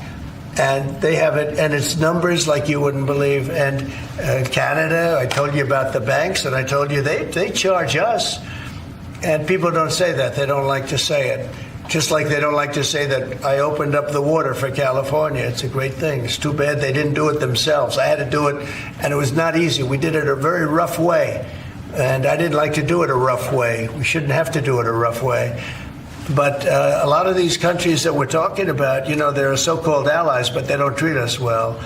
And just like I got $420 billion, and now it's actually over $600 billion, the Secretary General of NATO came in 2 weeks ago, and he said it was a miracle when Trump came in, when President Trump came into NATO. He said it was $636 billion by saying to them, no, you have to pay. And if you don't pay, we're not going to be there for you. You know, somebody has to say it, and they paid. And it was a large amount of money. And one of the problems we have with the Russia-Ukraine situation is that we wanted to see some equalization, because we're in for close to $300 billion and they're in for $200 billion less. Why are they in for less? Because Biden never asked them for money. He never said, you got to pay. He never did. All he did is hand out money.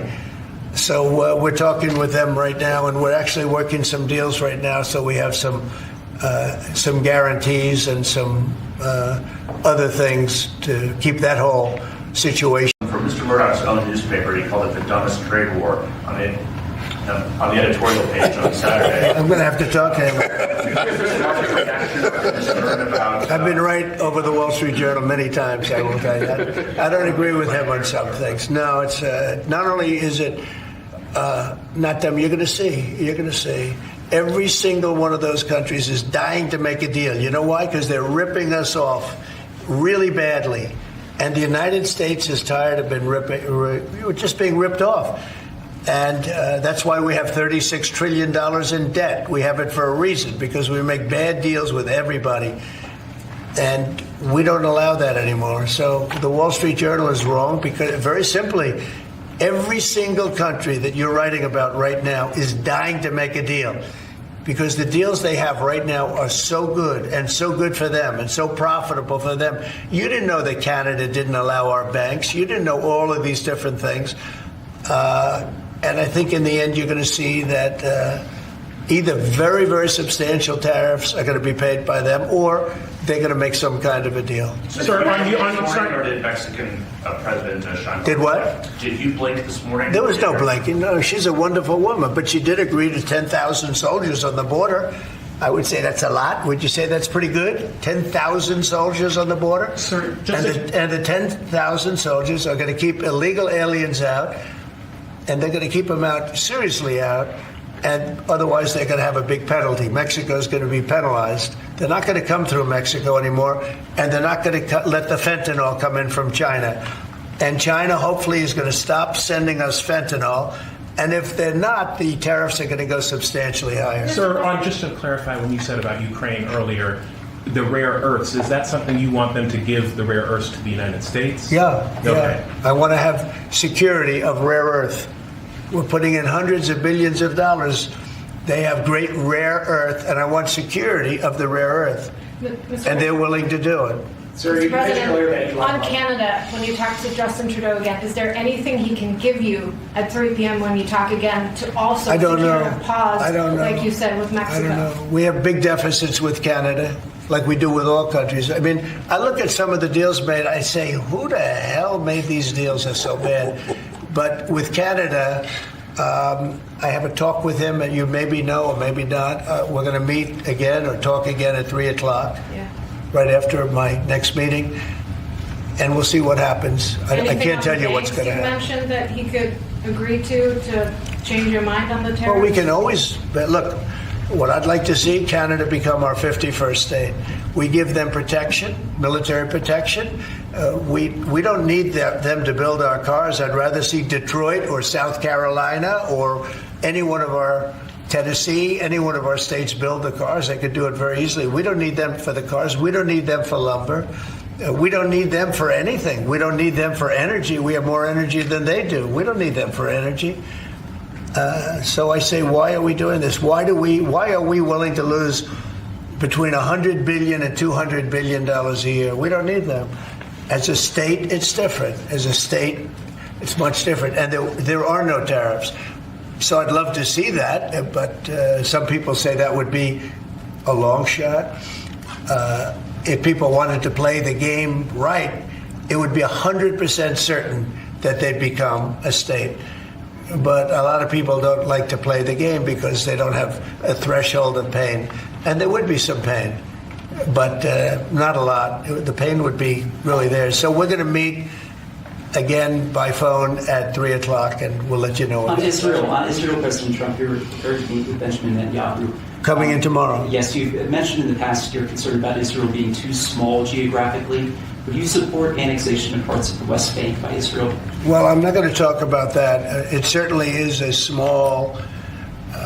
It's a small country in terms of land. See this pen, this wonderful pen? My desk is the Middle East. And this pen, the top of the pen, that's Israel. That's not good, right? You know, that's a pretty big difference. I use that as an analogy. It's pretty accurate, actually. It's a pretty small piece of land. And it's amazing that they've been able to do what they've been able to do when you think about it. There's a lot of good, smart brain power, but it is a very small piece of land, no question about it. Mr. President, you said earlier that Elon Musk is doing everything with your say-so. So is there everything that he has done thus far, going through all the agencies, shutting off access, getting access to federal payments, that all has you're okay with all of that? For the most part, yeah. If we, if there was something that didn't have my okay, I'd let you know about it really fast. And you said there's some areas where you wouldn't let him work because he has conflicts of interest. If there was no, I haven't seen that. And he would know not to do it. So we haven't had that yet. But if there was a conflict, we would let him work in that area. Earlier you said in regard to Panama that they were going to make a deal where the U.S. was going to take it. How long do they have to make that sort of deal, and are you still leaving on the table? We're going to meet with Panama on Friday at about 3:30 in the afternoon by phone, and maybe there'll be some representatives at, here or there. But we're going to be talking to Panama on Friday, essentially. And they've agreed to certain things, but I'm not happy with it. On the Middle East, Mr. President, if I may, do you still have doubts that the ceasefire will hold? On what? On the Middle East, do you think the ceasefire will hold? I have no assurances that it'll hold. I mean, I've seen people brutalized. Nobody's ever seen anything like it. No, I have no guarantees that the peace is going to hold. Steve, you might want to say something about that. Steve Woodcock. It's holding so far. So, and we're certainly hopeful, and that's the president's direction. Get the hostages out and save lives and come to hopefully a peaceful settlement of it all. So far it's holding. Mr. President, on a different topic, questionnaires have been going out to FBI agents across the country who were involved potentially in the investigation. Do you believe anyone involved at any level should be fired, sir? Well, I think the FBI was a very corrupt institution, and I'm a victim of it in a true sense. I was able to beat it, but other people have been treated horribly. I think the FBI had a great reputation. I think its reputation was really damaged badly, as is DOJ. Look at what they've done in terms of weaponization. Look at what they've done to a political opponent. Probably got me elected by what they did. Or I think I was doing well anyway, but they might have got me elected. But you know what? We have to have pristine, beautiful, perfect law enforcement. And what we want to do, and Cash is the one to do it. He's the one guy that is going to do it. We have to bring the reputation of the FBI. We have to bring the fact of the FBI back to what it could be. Not even to what it was, even better than it ever was. Because who would have thought that the FBI could have been corrupted like they were corrupted? Who would have thought that would have happened? Who would have thought they would have been used to go after, political opponents, essentially, but me being the number one, and so many other things beyond that. And they've been hurt very badly, and we'll see what happens. But Cash is the one to do it, and I hear he's doing very well. Cash will straighten it out. We have great confidence that we can make the FBI great again.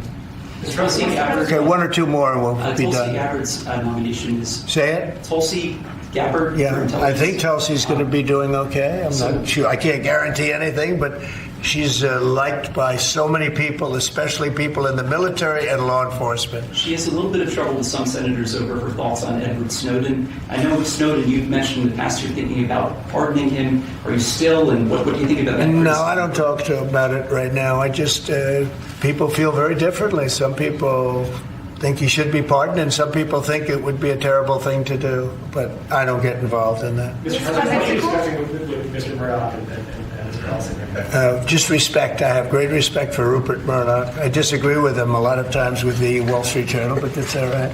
We've disagreed before, and I'm sure they didn't have any idea what they were talking about, because already you see what's happening. Look at Colombia.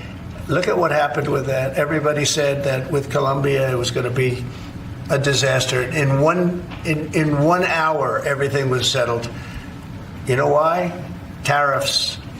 Without tariffs, they wouldn't have been the same way. They would not have treated me the way they treated me, which was extremely nicely. And I don't want to use countries. I don't want to use names, but tariffs are very powerful, both economically and in getting everything else you want. Tariffs for us, nobody can compete with us because we're the pot of gold. But if we don't keep winning and keep doing well, we won't be the pot of gold, and then tariffs won't be so good for us. But when you're the pot of gold, the tariffs are very good. They're very powerful, and they're going to make our country very rich again. Thank you very much.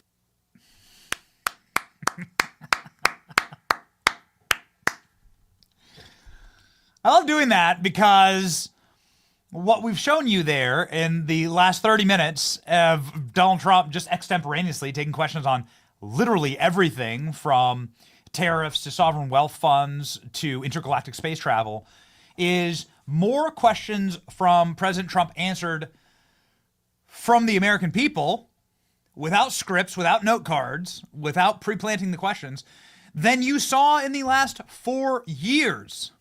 It's still a novelty to us. And of course, this is still a novel moment. It is why this East Palestine trip with J.D. Vance is so novel. Having an American administration that is competent and focused on this country is so breathtakingly refreshing. Ladies and gentlemen, it is crisp and it is clean. It is something that still tickles the fancy around here. And we thank you for joining us. We will be bringing you the front row seat to the golden era here on this program. And we intend to be live for large, major events with the administration, getting a press conference out of J.D. Vance and Donald Trump today, back-to-back, a twofer. Ladies and gentlemen, very fun. It is a fun time to be alive. It is a glorious moment to be covering news, and we're here for you. Please be here for us by liking, sharing, and subscribing to our channels to support us and to ensure that we save this place. In the golden era, it's your boy Benny. Thank you for marching with us. See ya. What have they done? The building's been blown open. The core's exposed. Look at that glow. That's radiation ionizing the air. They might call somebody was barbecued. I said, oh, Lord Jesus, it's a fight. spent that rain night. I didn't grab no shoes and money, Jesus. I waited for my life. And then the smoke got there. And I got burned garbage. Ain't nobody can tell for that. Show where the truth gon' be. Faith and freedom on your TV screen. Stand up strong, battle through the night. The Benny Show's here, bringing liberty to light. From the speeches to debates, Benny sharp like a blade. Cutting through the lies, watch the truth cascade. With the warrior's heart, this man never fades. You know it's prime time when Benny invades. From saving the nation to stories untold, the Benny Show's a storm, see the truth unfold. Stay in the loop, let freedom take hold. Salting all the libs, soul never sold. It's the Benny Show, where the truth gon' be. Faith and freedom on your TV screen. Stand up strong, battle through the night. The Benny Show's here, bringing liberty to light. Liberty to light. Bringing liberty to light. Liberty to light. Bringing liberty to life. From the speeches to debates, Benny sharp like a blade. Cutting through the lies, watch the truth cascade. With the warrior's heart, this man never fades. You know it's prime time when Benny invades. From saving the nation to stories untold, the Benny Show's a storm, see the truth unfold. Stay in the loop, let freedom take hold. Salting all the libs, soul never sold. It's the Benny Show, where the truth gon' be. Faith and freedom on your TV screen. Stand up strong, battle through the night. The Benny Show's here, bringing liberty to light.